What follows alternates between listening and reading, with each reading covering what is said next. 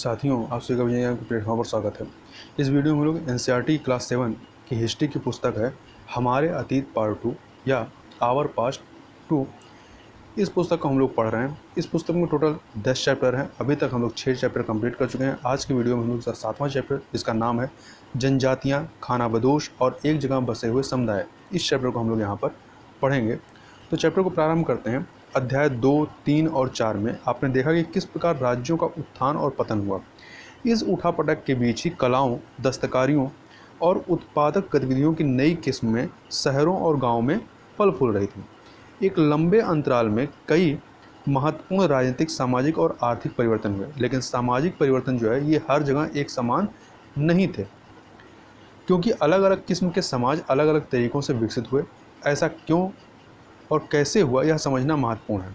इस उपमहाद्वीप के बड़े हिस्से में समाज वर्ण के नियमानुसार पहले से ही विभाजित था। ब्राह्मणों द्वारा सुझाए गए ये नियम बड़े बड़े राज्यों के राजाओं द्वारा स्वीकार किए गए थे। इससे ऊंच और नीच तथा अमीर और गरीब के बीच का फासला बढ़ा।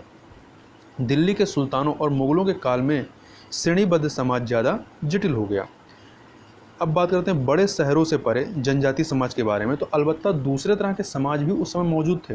उपमहाद्वीप के कई समाज ब्राह्मणों द्वारा सुझाए गए सामाजिक नियमों और कर्मकांडों को नहीं मानते थे, और ना ही वे कई असमान वर्गों में विभाजित थे। अक्सर ऐसे समाजों को जनजातियां कहा जाता रहा है। प्रत्येक जनजाति के सदस्य नातेदारी के बंधन से जुड़े होते थे। कई जनजातियां खेती से अपना जीविकोपार्जन करती थीं, और कुछ दूसरी जनजातियों के लोग शिकारी, संग्राहक या पशुपालक थे। प्रायः वे अपने निवास स्थान के प्राकृतिक संसाधनों का पूरा इस्तेमाल करने के लिए इन गतिविधियों का मिला जुला रूप अपनाते थे। कुछ जनजातियां खानाबदोश थीं और वे एक जगह से दूसरी जगह घूमती रहती थीं। जनजातीय समूह संयुक्त रूप से भूमि और चारागाहों पर नियंत्रण रखते थे और अपने खुद के बनाए नियमों के आधार पर परिवारों के बीच इनका बंटवारा करते थे।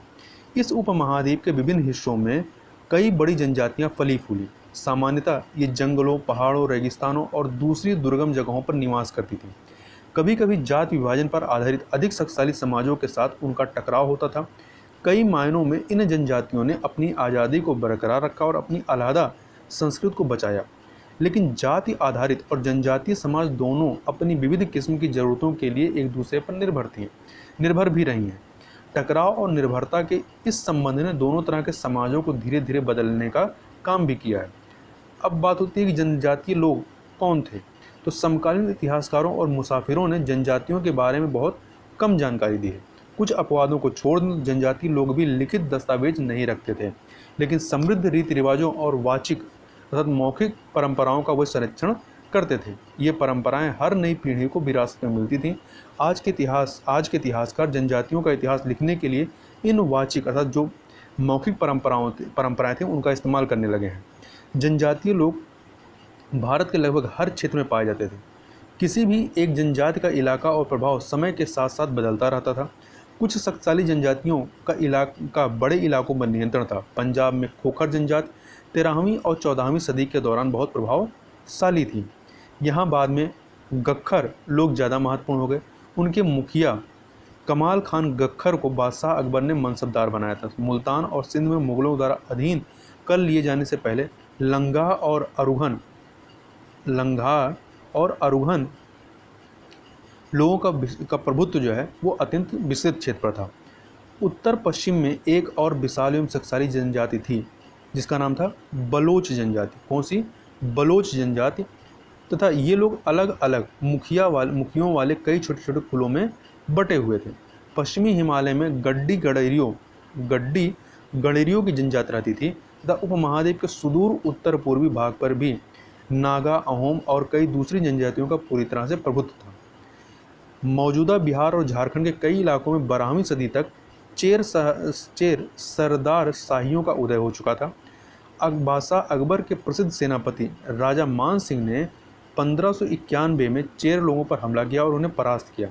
उन्हें लूट कर अच्छा खासा माल इकट्ठा किया, लेकिन वे पूरी तरह अधीन नहीं बनाए गए। औरंगजेब के समय में मुगल सेनाओं ने चेर लोगों के कई किलों पर कब्जा कर लिया और इस जनजाति को अपना अधीनस्थ बना लिया।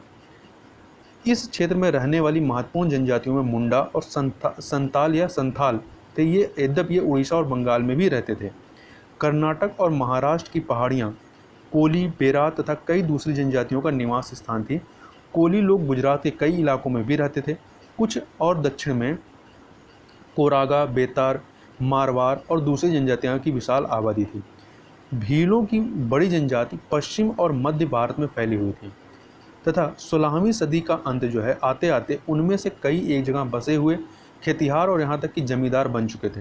तब भी भीलों के कई कुल जो है वो शिकारी संग्राहक बने रहे। मौजूदा छत्तीसगढ़, मध्य प्रदेश, महाराष्ट्र और आंध्र प्रदेश में गौंड लोग जो है बड़ी तादाद में फैले हुए थे।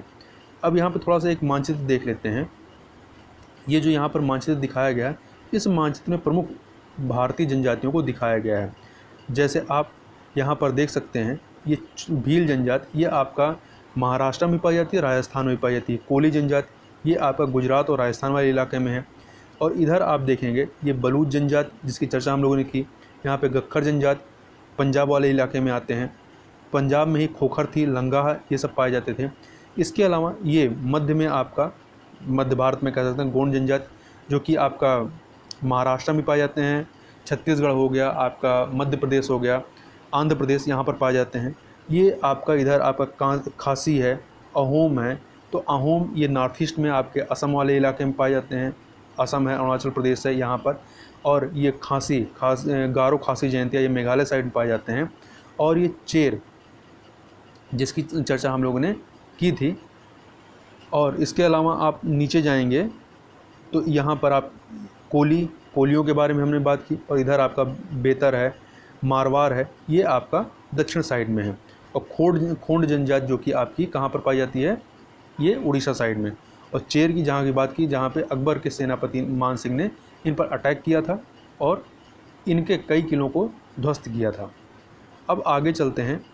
अब बात होती है कुल किसे कहते हैं। कुल मतलब होता है परिवारों या घरों के एक ऐसे समूह को कुल कहते हैं जो एक ही पूर्वज की संतान होने का दावा करते हैं।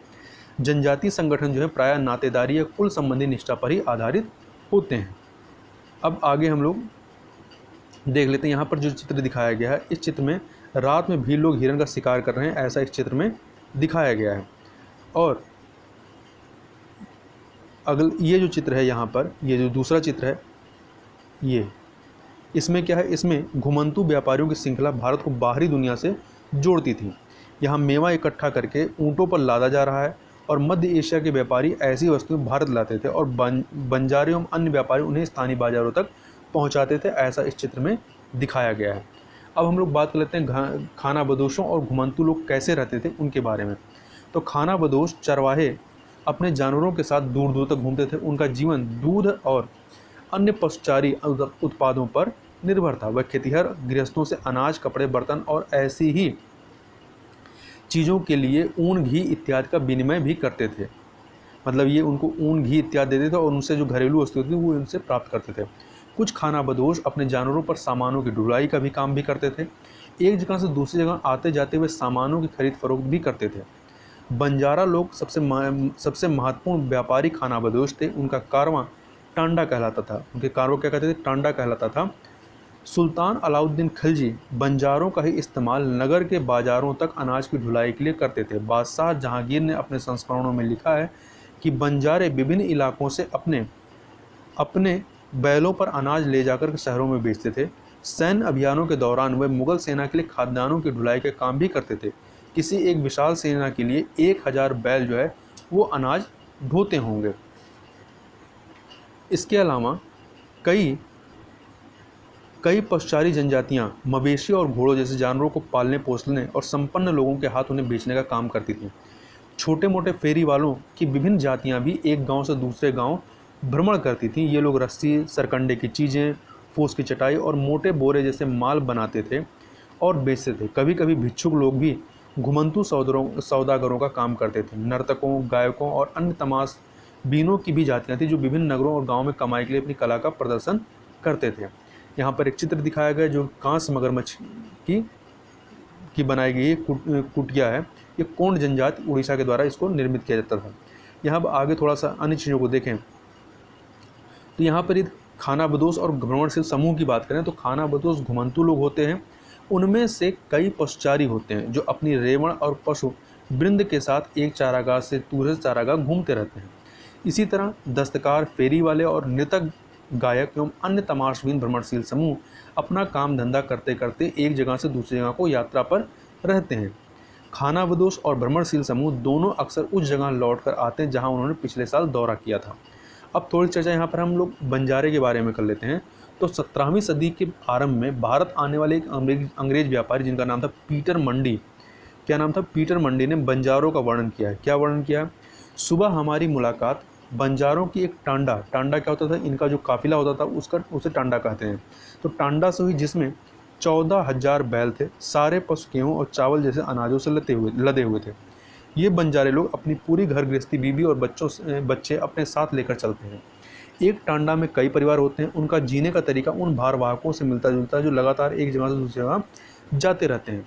गाय बैल उनके अपने होते हैं। कई बार वे सौदागरों के द्वारा भाड़े पर नियुक्त किए जाते हैं, लेकिन ज़्यादातर वे खुद सौदागर होते हैं। अनाज जहाँ सस्ता उपलब्ध है वहाँ से वे खरीदते हैं और उस जगह ले जाते हैं जहाँ वहाँ महंगा है। वहाँ से फिर वे ऐसी चीज़ें लाद लेते हैं जो किसी और जगह मुनाफे के साथ बेची जा सकती है। टांडा में 6 से 700 तक लोग हो सकते हैं और वे एक दिन में 6 या 7 मील से ज़्यादा सफ़र नहीं करते, यहाँ तक कि ठंड के मौसम में भी। अपने गाय बैलों पर से सामान उतारने के बाद वे उन्हें चरने के लिए खुला छोड़ देते हैं, क्योंकि यहाँ ज़मीन पर्याप्त है और उन्हें रोकने वाला कोई नहीं है। आगे चलते हैं, आगे बात कर लेते हैं बदलता समाज, नई जातियों और श्रेणियों के बारे में। तो जैसे जैसे अर्थव्यवस्था और समाज की ज़रूरतें बढ़ती गईं, नए हुनर वाले लोगों की आवश्यकता पड़ी। वर्णों के भीतर छोटी छोटी जातियाँ उभरने लगी। उदाहरण के लिए ब्राह्मणों के बीच नई जातियाँ सामने आईं। दूसरी ओर कई जनजातियाँ और सामाजिक समूहों को जाति विभाजित समाज में शामिल कर लिया गया और उन्हें जातियों का दर्जा दे दिया गया। विशेषज्ञता प्राप्त शिल्पियों, सुनार, लोहार, बढ़ई और राजमिस्त्री को भी ब्राह्मणों द्वारा जातियों के रूप में मान्यता दे दी गई। वर्ण की बजाय जाति समाज के संगठन का आधार बनी तथा 11वीं और 12वीं सदी तक आते आते क्षत्रियों के बीच नए राजपूत गोत्रों की ताकत में काफ़ी इजाफा हुआ। वे हूण, चंदेल, चालुक्य और कुछ दूसरी वंश परंपराओं से आते थे। इनमें से कुछ पहले जनजातियों में आते थे और बाद में कई कुल राजपूत मान लिए गए। धीरे धीरे उन्होंने पुराने शासकों की जगह ले ली, विशेषतः कृषि वाले क्षेत्रों में। यहाँ कई तरह के परिवर्तन हो रहे थे और शासकों ने शक्तिशाली राज्यों के निर्माण में अपनी संपदा का इस्तेमाल किया। शासकों के रूप में राजपूत गोत्रों के उदय के उदाहरण का जनजातीय लोगों ने अनुसरण किया। धीरे धीरे ब्राह्मणों के समर्थन से कई जनजातियां जो है वो जाति व्यवस्था का हिस्सा बन गई, लेकिन केवल कुछ प्रमुख जनजातीय परिवार ही शासक वर्ग में शामिल हो पाए। उनकी बहुसंख्यक आबादी समाज की छोटी जातियों में ही जगह बना पाई। दूसरी तरफ पंजाब, सिंध और उत्तर पश्चिमी सरहद की प्रभुत्वशाली जनजातियों ने काफ़ी पहले इस्लाम को अपना लिया था। वे जाति व्यवस्था को नकारते रहे। सनातनी हिंदू धर्म के द्वारा प्रस्तावित गैर बराबरी वाली सामाजिक व्यवस्था इन इलाकों में बड़े पैमाने पर स्वीकार नहीं की गई। राज्यों की उत्पत्ति जनजातीय लोगों के बीच हुए सामाजिक बदलाव से गहराई से संबंधित है। हमारे इतिहास के इस महत्वपूर्ण हिस्से के 2 उदाहरण नीचे उल्लिखित हैं। पहला, इसकी बात करते हैं। पहले यहाँ पर जाति के बारे में बात कर लेते हैं, जाति पर विचार विमर्श के बारे में। तो वर्तमान तमिलनाडु के तिरुचिरापल्ली ताल्लुक में स्थित उईकोंडन उदयर की 12वीं शताब्दी के अभिलेख में ब्राह्मणों की एक सभा के विचार विमर्श का वर्णन मिलता है, जिसको हम लोग अध्याय 2 में देखे थे। ये रथकारों, शाब्दिक अर्थ रथ बनाने वाले लोग की सामाजिक स्थिति पर विचार विमर्श कर रहे थे। उन्होंने इस जाति के कामकाज तय किए जिनमें वास्तुकला, रथों और गाड़ियों का निर्माण, मंदिर द्वार बनाना, मंदिरों का जो डोर होता है उसको बनाना, मूर्तियाँ स्थापित करना, बलि के लिए लकड़ियों से बने साज सामान तैयार करना, मंडप बनाना और राजा के लिए जेवर बनाना शामिल थे। आगे हम लोग यहाँ पर बात करते हैं। अब नज़दीक से एक नज़र, तो 2 जनजातियों की हम लोग बात करेंगे। पहला है गोंड। तो गोंड लोग गोंडवाना नामक विशाल वन प्रदेश में रहते थे। वे स्थानांतरी कृषि अर्थात जगह जगह बदलकर खेती करते थे। स्थानांतरित कृषि क्या होती है? किसी वन प्रांत के पेड़ों और झाड़ियों को पहले काटा और जलाया जाता है, उसकी राख में ही फसल बो दी जाती है। जब यह जमीन अपनी उर्वरता खो देती है तब जमीन का दूसरा टुकड़ा साफ किया जाता है और इसी तरह से फसल उगाई जाती है। तो विशाल गोंड जनजाति कई छोटे छोटे कुलों में भी बटी हुई थी। प्रत्येक कुल का अपना राजा या राय होता था। जिस समय दिल्ली के सुल्तानों की ताकत घट रही थी, उसी समय कुछ बड़े गोंड राज्य छोटे गोंड सरदारों पर हावी होने लगे थे। अकबर के शासनकाल के एक इतिहास अकबरनामे में उल्लिखित है कि गढ़ कटंगा के गोंड राज्य में 70,000 गाँव थे। इन राज्यों की प्रशासनिक व्यवस्था केंद्रीकृत हो रही थी। राज्य जो है गढ़ों में विभाजित थे। हर गढ़ किसी खास गोंड कुल के नियंत्रण में था और ये पुनः 84 गांव की इकाइयों में विभाजित होते थे, जिन्हें 84 कहा जाता था। 84 का विभाजन जो है बरहोतों में होता था, जो 12-12 गाँव को मिलाकर बनते थे। 84 गाँव का जो समूह था उसे 84 कहा जाता था। फिर ये 12-12 के समूह में विभाजित थे, जिन्हें बरहोतो कहा जाता था। बड़े राज्यों के उदय ने गोंड समाज के चरित्र को बदल डाला। उनका मूलतः बराबरी वाला समाज धीरे धीरे असमान सामाजिक वर्गों में विभाजित हो गया। ब्राह्मण लोगों ने गोंड राजाओं से अनुदान में भूमि प्राप्त की और अधिक प्रभावशाली बन गए। गोंड सरदारों को अब राजपूतों के रूप में मान्यता प्राप्त करने की चाहत हुई, इसलिए गढ़कटंगा के गोंड राजा अमनदास ने संग्राम शाह की उपाधि धारण की। उसके पुत्र दलपत ने महोबा के चंदेल राजपूत राजा सालबाहन की पुत्री राजकुमारी दुर्गावती से विवाह किया। दलपत की मृत्यु कम उम्र में ही हो गई। रानी दुर्गावती बहुत योग्य थी और उसने अपने 5 साल के पुत्र वीर नारायण के नाम पर शासन की कमान संभाली। उसके समय में राज्य का और अधिक विस्तार हुआ। 1565 ईस्वी में आसिफ खान के नेतृत्व में मुगल सेनाओं ने गढ़कटंगा पर हमला किया। रानी दुर्गावती ने इसका जमकर सामना किया। उसकी हार हुई और उसने समर्पण करने की बजाय मर जाना बेहतर समझा। उसका पुत्र भी तुरंत बाद लड़ता हुआ मारा गया। यहाँ पर एक चित्र ये दिया गया है, ये एक नक्काशीदार दरवाज़ा है गोंड जनजाति का, बस्तर क्षेत्र मध्य प्रदेश में। आगे देखते हैं। गढ़कटंगा एक समृद्ध राज्य था। इसने हाथियों को पकड़ने और दूसरे राज्यों में उनका निर्यात करने के व्यापार में खासा धन कमाया। जब मुगलों ने गोंडों को हराया तो उन्होंने लूट में बेशकीमती सिक्के और हाथी बहुतायत में हथियार लिए। उन्होंने राज्य का एक भाग अपने कब्जे में ले लिया और शेष वीर नारायण के चाचा चंदर शाह को दे दिया। गढ़कटंगा के पतन के बावजूद गोंड राज्य कुछ समय तक चलता रहा, लेकिन वे काफ़ी कमज़ोर हो गए और बाद में अधिक शक्तिशाली बुंदेलों और मराठों के खिलाफ उनके संघर्ष असफल रहे। अब अहोम जनजाति की बात कर लेते हैं। अहोम लोग मौजूदा म्यांमार से लेकर के 13वीं सदी में ब्रह्मपुत्र घाटी में आ बसे थे। उन्होंने भुइयाँ अर्थात भूस्वामी लोगों की पुरानी राजनीतिक व्यवस्था का दमन करके नए राज्य की स्थापना की। 16वीं सदी के दौरान उन्होंने चुटियों और कोच हाचो के राज्यों को अपने राज्य में मिला लिया और उन्होंने कई अन्य जनजातियों को भी अपने अधीन कर लिया। अहोमों ने एक बड़ा राज्य बनाया और इसके लिए 1530 के दशक में ही इतने वर्षों पहले आग्नेय अस्त्रों का इस्तेमाल किया। 1660 तक आते आते वे उच्च स्तरीय बारूद और तोपों का निर्माण करने में सक्षम हो गए थे, लेकिन अहोम लोगों को दक्षिण पश्चिम से कई आक्रमणों का सामना करना पड़ा। 1662 में मीर जुमला के नेतृत्व में मुगलों ने अहोम राज्य पर हमला किया। बहादुरी से सामना करने के बावजूद अहोम लोगों की पराजय हुई, लेकिन इस क्षेत्र पर मुगलों का प्रत्यक्ष नियंत्रण जो है ज़्यादा समय तक नहीं बना रहा। तो याद रखिएगा कब इन पर आक्रमण होता है, 1662 में मीर जुमला के नेतृत्व में। अहोम राज्य जो है बेगार पर निर्भर था।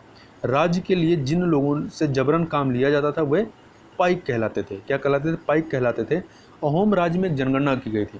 प्रत्येक गांव को अपनी बारी आने पर निश्चित संख्या में पाइक भेजने होते थे। इसके लिए जनगणना के बाद सघन आबादी वाले इलाकों से कम आबादी वाले इलाकों में लोगों को स्थानांतरित किया गया था। इस प्रकार अहोम कुल टूट गए। 17वीं शताब्दी का पूर्वार्ध पूरा होते होते प्रशासन खासा केंद्रीकृत हो चुका था। लगभग सभी वैश्य युद्ध के दौरान सेना में अपनी सेवाएं प्रदान करते थे।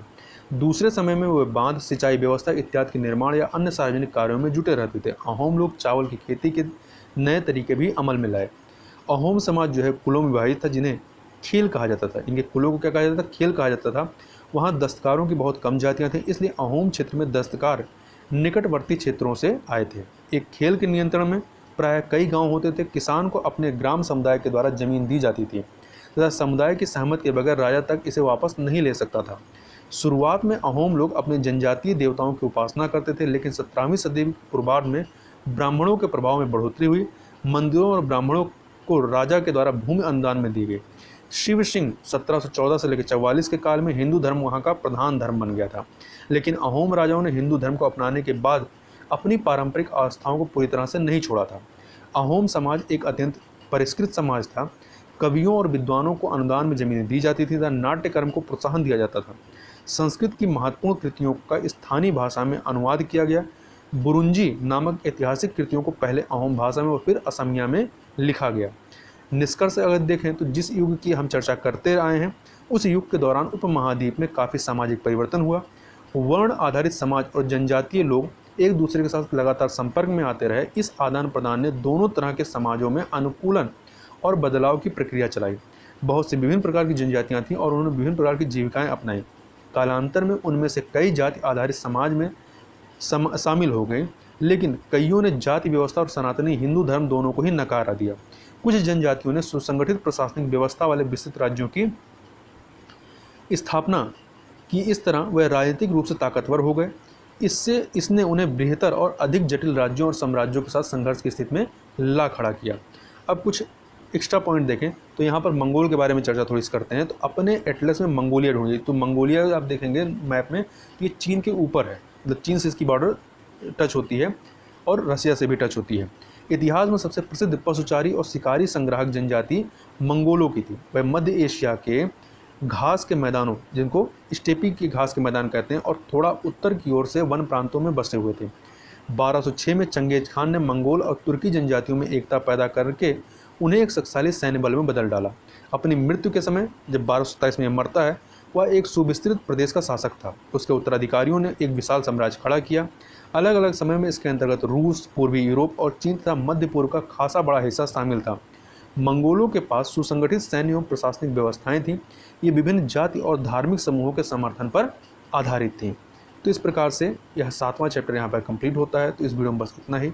मिलते हैं नए चैप्टर के साथ नए वीडियो में, तब तक के लिए बहुत बहुत धन्यवाद।